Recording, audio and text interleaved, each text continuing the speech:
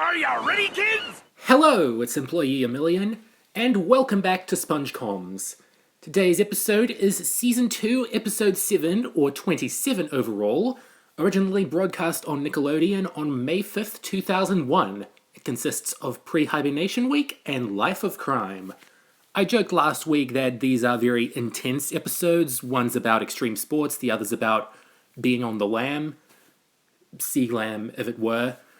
But I do have a bunch of respect for these episodes. They're really good, really funny, and just keep you captivated, which is something that can be said for a lot of SpongeBob, but especially in these episodes' cases. Prehibernation Week was written by Aaron Springer, C.H. Greenblatt, and Meriwether Williams, and right from the title card, it just seems impressive. That is one of my favorite title cards of the whole show. Like, when you look back at it, it kind of looks like they just spun a camera around in a park, blurred it and tinted it blue. But the fact that they could do something like that and make it still look extreme and awesome, it's incredible. And that opening credit bit didn't lie. They got Pantera to guest star, or at least record some of their tracks for it, or at least sample. They at least sampled some Pantera music. For those of you who don't know, Pantera was a heavy metal band in the 80s and 90s who made their last studio album, Reinventing the Steel, the year that Prehibernation Week was produced. And this heavily includes samples from one of the tracks from that, Death Rattle. I am not much of a Pantera fan, not much of a heavy metal guy in general, but it fits this episode extremely well because it just suits Sandy as a character and her extremeness and what she wants to get out of this pre-hibernation week, and it also freaks SpongeBob out. There's this great bit where they're going into the park and SpongeBob turns to the camera at the second the music kicks back in, and according to the original commentary for this episode, he turned his head a bit too soon, so it's just seemed like an animation error to C.H. Greenblatt, but it's still a good joke either way. This is what I'll always think about with Prehibernation Week. It is a very intense episode. A lot of cartoonish slapstick, a lot of things happening, and just a lot of action is the best way to really get it through to you.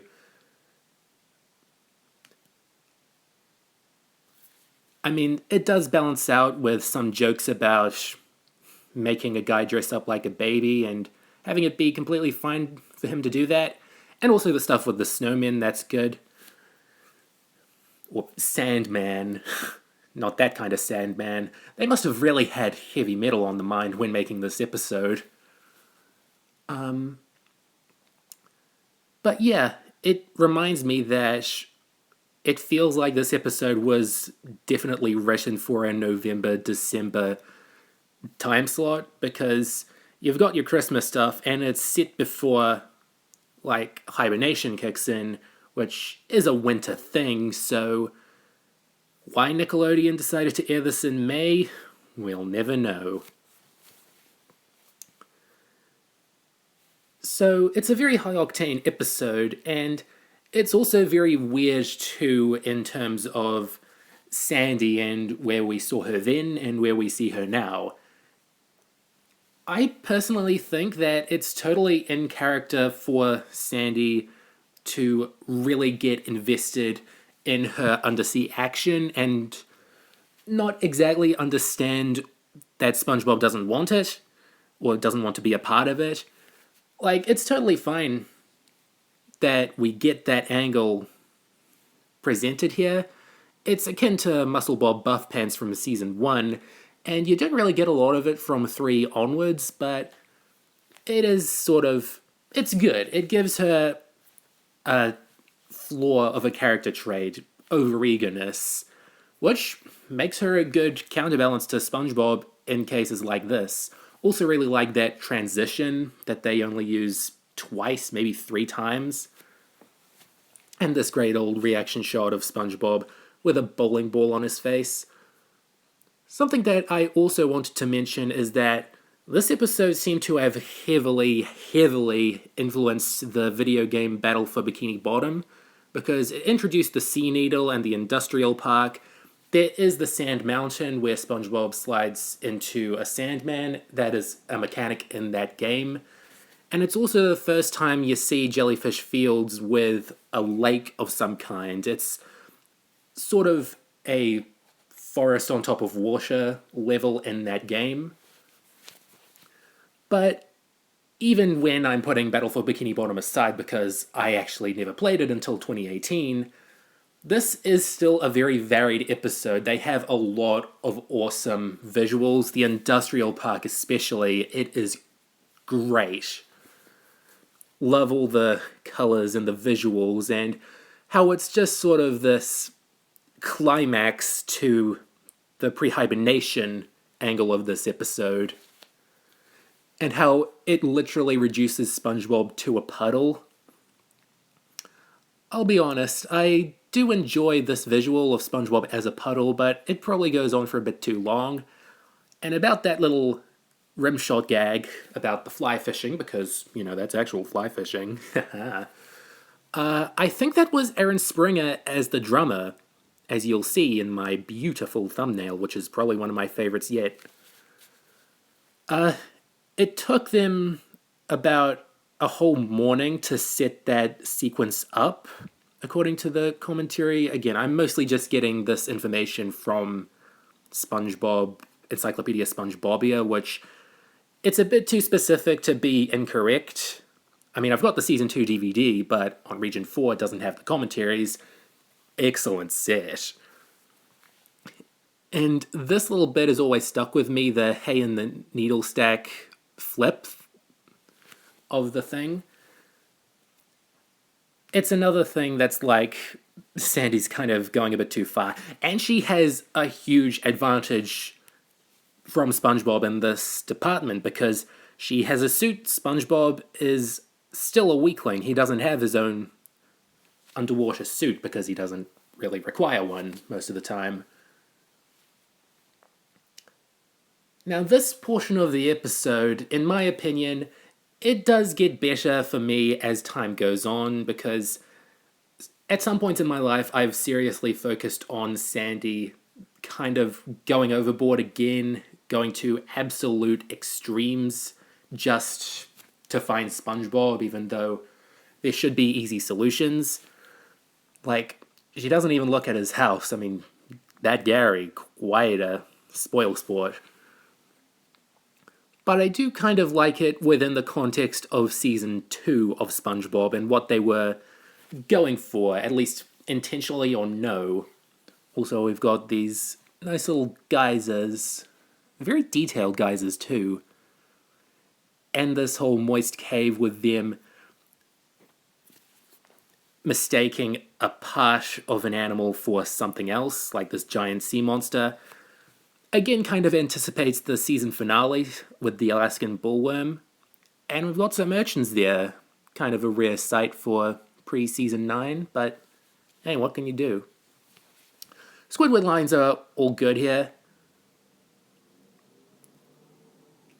And again, I do think that Sandy is going, for lack of a better term, nuts, but I mean, it doesn't wreck the episode for me or anything. I can kind of get why it might for some people, but it's still always entertaining. It's still always moving forward, unlike something like Valentine's Day.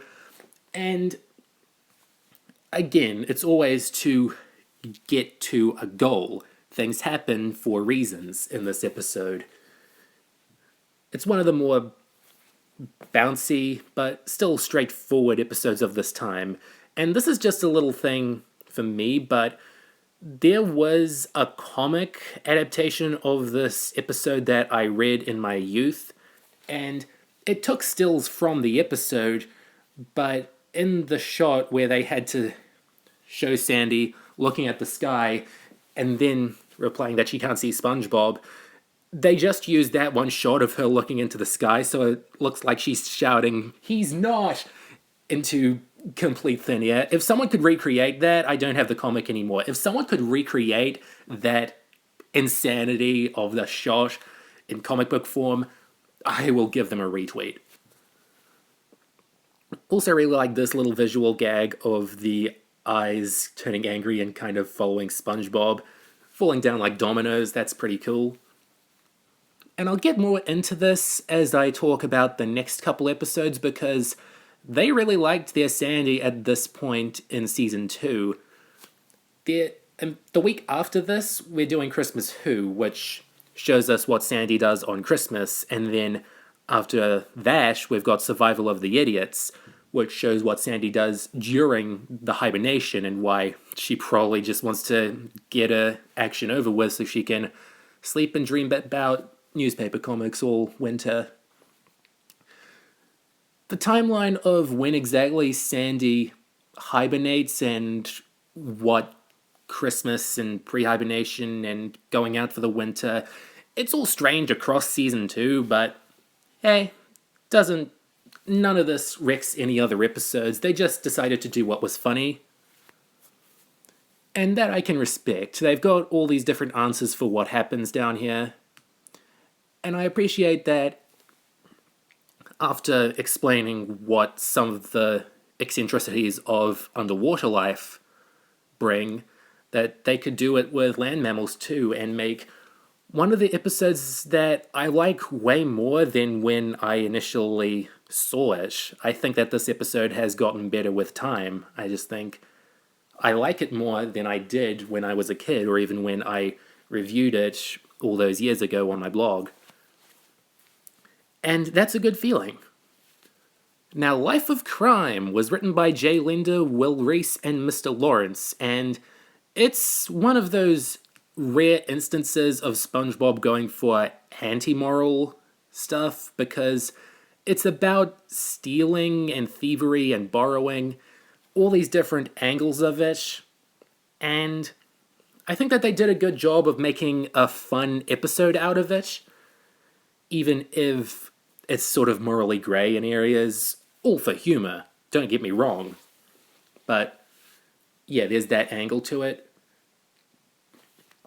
Now, funny thing about this episode is that in 2002, it was, again, adapted into a book, which took to the on the lam angle of the episode where SpongeBob and Patrick become fugitives, and someone had the bright idea to name it Sponge on the Run, which, as we all know, is also the name of the 2020 movie, the third movie with all the CGI that I've done a vlog of, and I thought it was fine. Maybe the book's better. Now, about the production of this episode specifically, some time ago, Jay Linder posted a bunch of storyboards for older episodes that he's been digging out and showing fans. Apparently, there was, after SpongeBob and Patrick got that balloon, meant to be an extended scene of them going around, playing with it, making it bump into different things like spikes and rocks, and that would lead into it just popping inexplicably.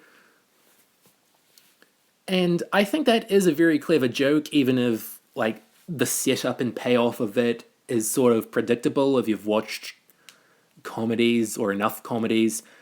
And I think it's just a lot funnier that SpongeBob and Patrick get the balloon and it pops without any prompting. It's funnier on a meta level because they're like, we don't need to do anything. It's funnier if we just pop it inexplicably.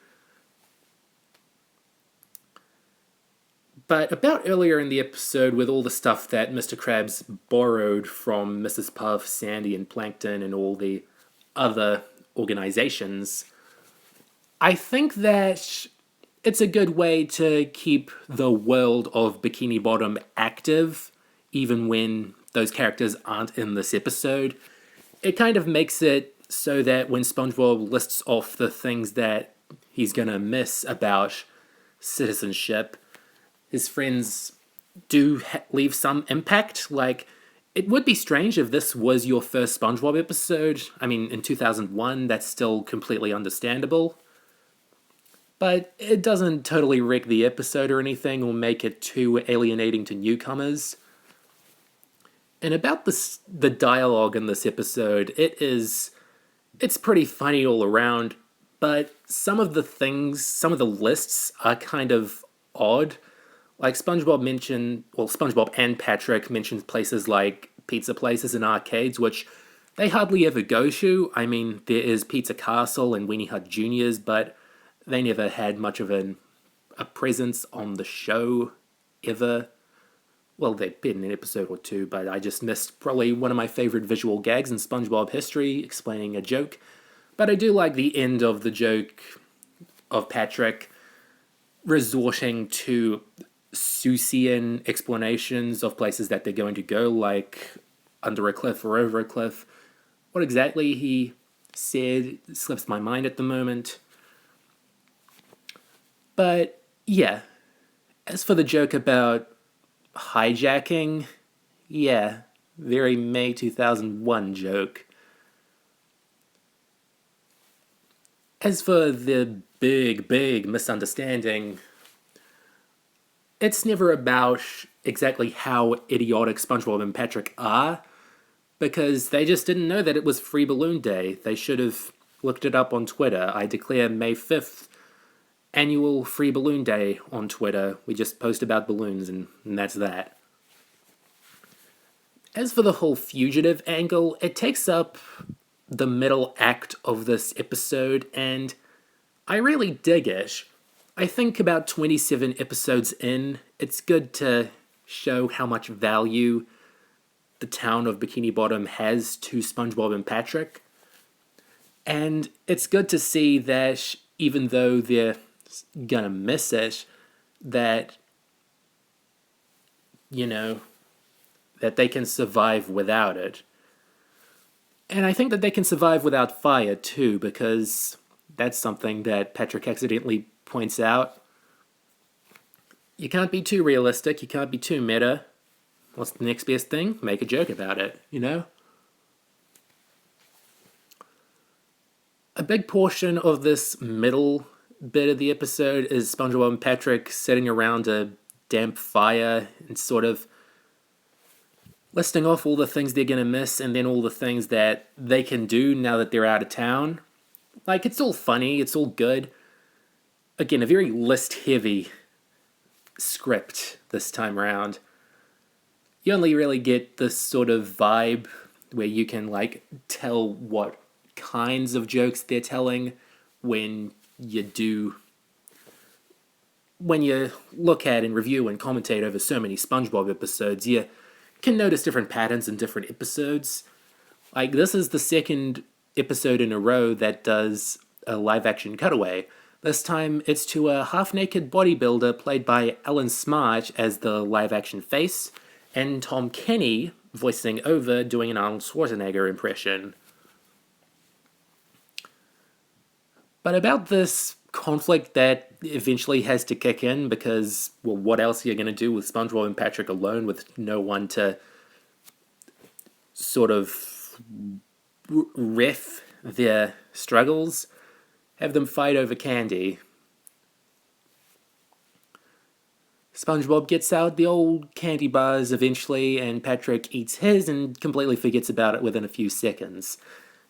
Again, it's a big misunderstanding, and I do kind of like it, but there have been better Patrick performances across these early seasons, and it sort of buys into a conception, not necessarily a theory, but something heavily implied within the jokes and the repetition of all these jokes, is that Patrick has some sort of memory disorder.